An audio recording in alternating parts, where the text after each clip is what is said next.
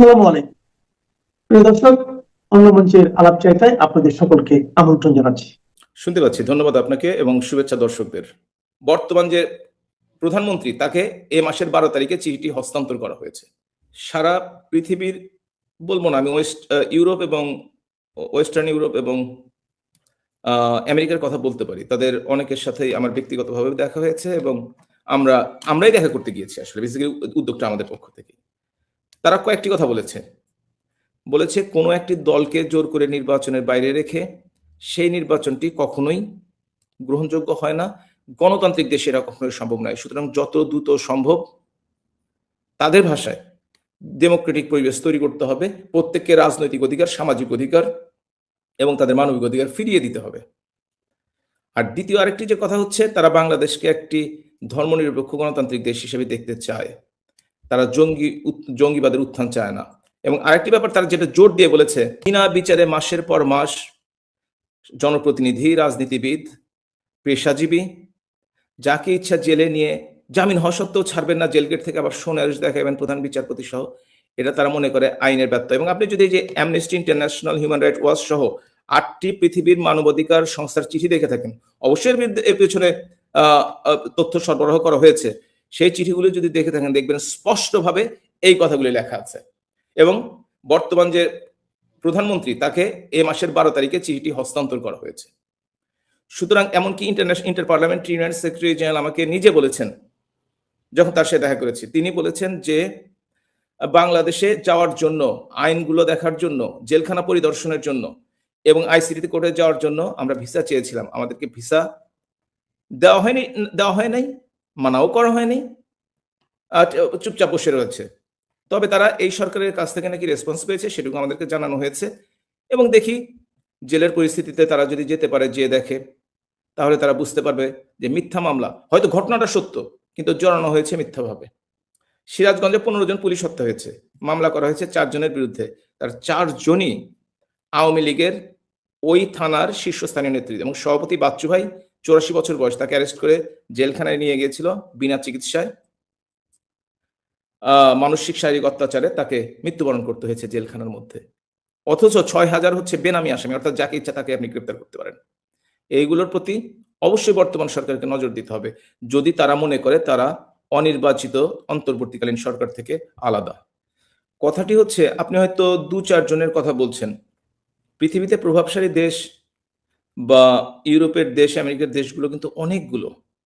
এবং সেই সময়টিতে যদি আরো আগে থেকে যোগাযোগটা এস্টাবলিশ করা যেত, তাহলে হয়তো পরিস্থিতি কিছুটা পরিবর্তিত হতে পারত। এটা শিওর না, কিন্তু পরিবর্তিত হতে পারত সেই সময়টিতে। আর সত্যিকার অর্থে ভুল ব্যাখ্যা বা ভুল বোঝানোর জন্য অনেকেই ভুল বুঝে অনেক রকম রিপোর্ট দিয়ে থাকে। যেমন United nation human rights commission আজকে পর্যন্ত কিন্তু যে 1400 লোক হত্যা হয়েছে বলে বলা হয়, তাদের কিন্তু কোনো তালিকা প্রকাশ করতে পারেনি। সরকারের পক্ষ থেকে 800-র বেশি তালিকা প্রকাশ করা হয়েছে, যদিও কোনো তারিখ উল্লেখ করা হয়নি। সুতরাং এই যে ভুল তথ্যগুলো, এমনকি এই যে হিউম্যান রাইটস কমিশনের চিঠির কথা বললাম, হিউম্যান রাইটস ওয়াচের চিঠির কথা বললাম, অ্যামনেস্টির কথা বললাম, তারাও কিন্তু উল্লেখ করেছে 1400-র কথা, কারণ তারা দেখেছে যে জাতিসংঘের রিপোর্টে সেটি আছে। কিন্তু এটা যে ভুল, এটা জাতিসংঘের সংশোধন করা উচিত বলে আমি মনে করি। কারণ তারা যেহেতু তালিকা দেখাতে পারছে না, এবং ব্যক্তিগতভাবে আমি তাদের অফিসে গিয়েছিলাম, তারা বলছে we got it from reliable sources, কিন্তু রিলায়েবল সোর্সেস কি এবং কোথা থেকে তারা পেয়েছে এই কথাগুলো তারা একদম বলেনি। এই যে তারা তাদের কথাবার্তায় বৈপরীত্য, এর বিরুদ্ধে কি করার আছে? আপনাকে তারা প্রমাণ দিতে পারে না, আপনি তাদের কাছে বারবার গেছেন। এটা আরো যেতে হবে হয়তো তাদেরকে, তবে গেলে তারা বুঝে এই কথা সত্য কথা। এবং তারা যখন ডকুমেন্টগুলো দেখানো হয়, প্রমাণগুলো দেখানো হয়, তারা সেটাকে সিরিয়াসলি নেয় এবং তারা কথা বলে। পরিস্থিতি এই জন্যই কিন্তু ডক্টর ইউনূস কিন্তু ক্ষমতায় দীর্ঘ সময় থাকতে চেয়েছিল, পারে নাই। কিন্তু আন্তর্জাতিক প্রেশার যখনই দেখেছে বন্ধু হারা হচ্ছে, ইংল্যান্ডে গেলে প্রাইম মিনিস্টার দেখা করে না, ইটালিতে গেলে প্রাইম মিনিস্টার দেখা করে না, ফ্রান্সে গেলে প্রাইম মিনিস্টার অ্যাপয়েন্টমেন্ট দেয় না, তখন সে বুঝতে পেরেছিল। সেই জন্যই কিন্তু সে যে নতুন একটা নির্বাচন দিয়ে কোনোভাবে বেঁচে যাওয়ার চেষ্টা করছে। আর তার যে ব্যবসা বাণিজ্য যা ছিল তা তো এক্সপ্যান্ড করার যতটুকু সেটুকু করে নিয়েছে, সুতরাং তাকে তো আর সে নিয়ে কোনো চিন্তা করতে হবে না। পুলিশ হত্যাকাণ্ডের সবচেয়ে বড় ঘটনা ঘটেছে আপনার জেলার সিরাজগঞ্জে, এবং উল্টা আপনাদের দলের নেতা কর্মীদের বিরুদ্ধে মামলা হয়েছে। আপনারা কোনো মামলার উদ্যোগ চিন্তা করছেন ওখানে? বাংলাদেশে কি সেই পরিস্থিতি ছিল বা আছে? আমার বাসাটাকে, পৈতৃক বাসা, আমি নিজের কোনো কি নেই, 3 তলা বাসা সিরাজগঞ্জে 2 দিন ধরে পোড়ানো হয়েছে এবং তার জন্য আমি একটা মামলা করতে পারিনি। আমাদের আওয়ামী লীগের 4 তারিখে সিরাজগঞ্জে 31 জন মারা গেছে, তার মধ্যে একটা প্রেস ক্লাবের মধ্যেই 6 জনকে হত্যা করা হয়েছে, পরবর্তীতে একজন 7 জন, এবং একটা বাড়িতে 3 জন পুড়ে মারা গেছে। আমরা একটা মামলা করতে পারিনি আজকে পর্যন্ত। সুতরাং পুলিশ হত্যার মামলা তো পুলিশ করেছে বরঞ্চ আমাদের বিরুদ্ধে, আর একটি ঘটনার মামলা কখনোই ফৌজদারি আদালতে 2টি করা যায় না, একটি মামলাই করতে হবে যে কোনো একটি ঘটনার জন্য। তবে আইসিটি দেখলাম একটু নিয়মের পরিবর্তন করেছে নিজেদের স্বার্থ রক্ষার জন্য। যে কোনো মামলা তারা 2 ভাবে করছে, একটা শেখ হাসিনার বিরুদ্ধে, জননেত্রীর বিরুদ্ধে তারা একটা রায় দিয়ে দিচ্ছে, পরবর্তী ওই মামলা অন্যদের ফাঁসানোর চেষ্টা করছে। এটা আসলে আইন নয়। ফৌজদারি আদালতে কোনো ঘটনার জন্য একটি মামলা হবে, একটি ঘটনার জন্য একটি মামলা, এবং সেটা তার সাথে যোগ হতে পারে, বিয়োগ হতে পারে, চার্জশিট চেঞ্জ হতে পারে, কিন্তু কখনোই একটি ঘটনার জন্য 2টো মামলা হয় না। আর বাংলাদেশের পরিস্থিতি এমন নয় যে আপনি আসলে মামলা করতে পারবেন এখন। আসসালামু আলাইকুম।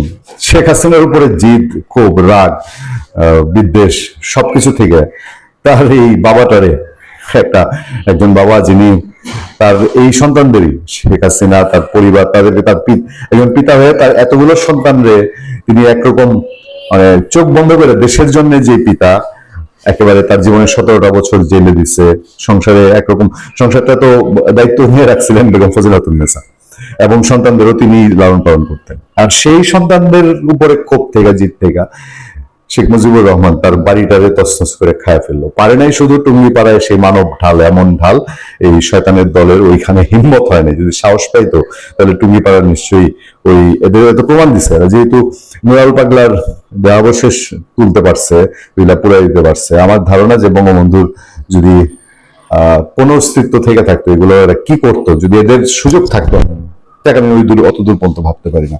এর একটা লক্ষণ আছে, আমার এই কথা সত্য, যে এরা যদি নুরাল পাগলার কবরের মতন বঙ্গবন্ধুর কবর পর্যন্ত যাইতে পারতো, সেটার ধুলিটাও অস্তিত্ব রাখতো না।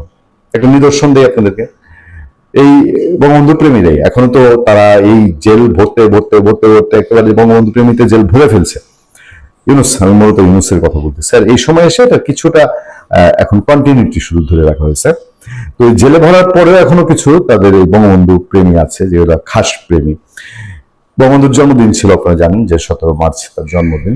সেই জন্মদিনের দিন কেক কাটার জন্য প্রস্তুতি নিচ্ছে। তো এর মধ্যে এখন আবার ছাত্র দলের ভাইয়েরাও তো তাদের এখনো আওয়ামী লীগ দেখলে তাদের মাথা ঠিক থাকে না, রক ঠিক থাকে না। তো মোটরসাইকেল বহর নিয়ে হানা, কেক ফালায় রেখা পালাইছে আওয়ামী লীগ ছাত্রলীগের লোকজন। ওই এতেই মজা পাইছে এরা। আওয়ামী লীগ ছাত্রলীগ না পায় কেকটারে যাবে, ওই কেকটারে থানা পর্যন্ত নিচ্ছে, আপনারা জানেন। শুনেন ওই তথ্যটা। বরিশাল নগরীতে শেখ মুজিবুর রহমানের জন্মদিন পালনে কেক কাটার আয়োজন করেছিল কার্যক্রম নিষিদ্ধ আওয়ামী লীগের নেতাকর্মীরা। ঠিক সেই মুহূর্তে মোটরসাইকেলের বহর নিয়ে ঘটনাস্থলে হাজির হয় বিএনপি নেতাকর্মীরা। তাদের উপস্থিতি টের পেয়ে কেক ফেলে পালিয়ে যান আওয়ামী লীগের নেতাকর্মীরা। পরে শেখ মুজিবুর রহমানের নাম লেখা সম্বলিত কেক ও ব্যানার জব্দ করে থানায় নিয়ে যায় এয়ারপোর্ট থানা পুলিশ। ব্যানারটা নিয়েছে, কেকটারও থানায় নিছে। আমি জানি না পরে কেকটার পরিণতি কি হয়েছে, সেই খোঁজটা নেওয়া হয়নি।